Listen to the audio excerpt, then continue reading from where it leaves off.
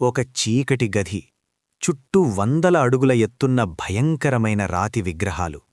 ఒకవేళ వాటికి ప్రాణం వస్తే, అది కూడా మీ కళ్ల ముందే ఒక్కొక్కరిని అతి కిరాతకంగా చంపేస్తుంటే, జస్ట్ ఊహించుకుంటేనే భయం వేస్తోంది కదా. Welcome back guys. ఈరోజు మనం చూడబోతున్న స్టోరీ ప్రపంచంలోనే అతి వీక్గా ఉండే ఒక కుర్రాడి లైఫ్ అండ్ డెత్ స్ట్రగల్. వాడి పేరు సుంగ్ జిన్వూ. అసలు సీజన్ 1 ఎపిసోడ్ 1లో ఆ డబుల్ డంజన్లో ఏం జరిగింది? ఎక్కడా బోర్ కొట్టకుండా చూసేయబోతున్నాం. ఇక లేట్ చేయకుండా స్టోరీలోకి డైవ్ అయిపోదాం. స్టోరీ స్టార్ట్ అవ్వడంతోనే మనకొక పెద్ద ఫైట్ కనిపిస్తుంది. నార్మల్ వెపన్సా రాక్షసులని ఏమీ పీకలేవు. ఇక లాస్ట్కి హంటర్స్ వాళ్లనే అవుతుంది. లో ర్యాంక్ హంటర్స్ వాటితో కష్టపడుతుంటే ఒక్కసారిగా ఎస్ ర్యాంక్ హంటర్స్ వచ్చి ఆ బీస్ట్స్ని చాలా ఈజీగా కొట్టేస్తారు. Now here's the cool part. సరిగ్గా 10 ఏళ్ల క్రితం మన ప్రపంచానికి ఇంకో డైమెన్షన్కి మధ్య గేట్స్ ఓపెన్ అయ్యాయి. ఆ గేట్స్ నుండి మ్యాజిక్ బీస్ట్స్ బయటకి వచ్చాయి. వాటిని చంపడానికి పవర్స్ వచ్చిన మనుషులనే హంటర్స్ అంటారు. వాళ్ల మ్యాజిక్ పవర్ బట్టి ఎస్, ఏ, బి, సి, డి ఇంకా ఈ వరకు ర్యాంక్స్ ఇస్తారు.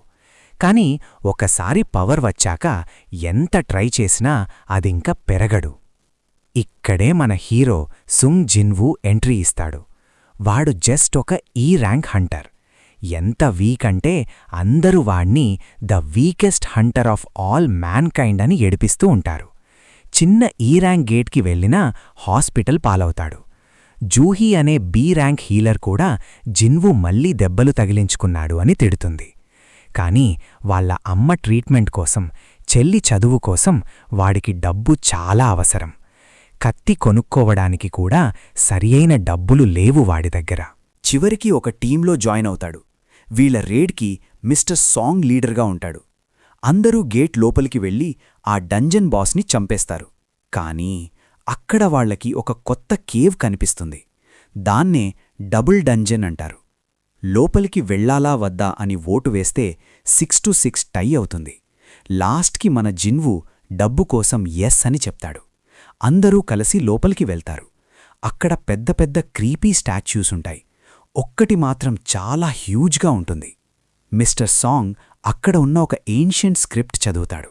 The commandments of the Cartenon temple. Rules ఏంటంటే 1. దేవుడిని గౌరవించాలి. 2. దేవుడిని పొగడాలి. 3. నమ్మకంని నిరూపించుకోవాలి. ఇంతలో ఆ పెద్ద స్టాచ్యూ కళ్ళలో ఏదో మూవ్మెంట్ కనిపిస్తుంది. వెంటనే ఆ రూమ్ డోర్ డబ్బున క్లోజ్ అయిపోతుంది. ఒకడు భయపడి బయటికి పరిగెత్తాడు. కానీ డోర్ దగ్గర ఉన్న స్టాచ్యూ ఒక్కసారిగా వాడిని చంపేస్తుంది. అందరూ షాక్లో ఉంటారు. డి ర్యాంక్ డంజన్లో ఇలాంటి మాన్స్టర్స్ ఉండవు. కానీ జిన్వూకి మాత్రం డేంజర్ వస్తుంది అని ముందే సెన్స్ అయ్యి అందరూ కిందకి వంగోండి అని అరుస్తాడు. అసలు ఆ స్టాచ్యూస్ ఏంటి? జిన్వూ వాళ్లని కాపాడగలిగాడా? ఇవన్నీ నెక్స్ట్ పార్ట్లో చూసేద్దాం. ఈ వీడియో మీకు నచ్చితే చిన్న లైక్ వేసి ఛానల్ని సబ్స్క్రైబ్ చేసుకోవచ్చు కదా. See you in the next one.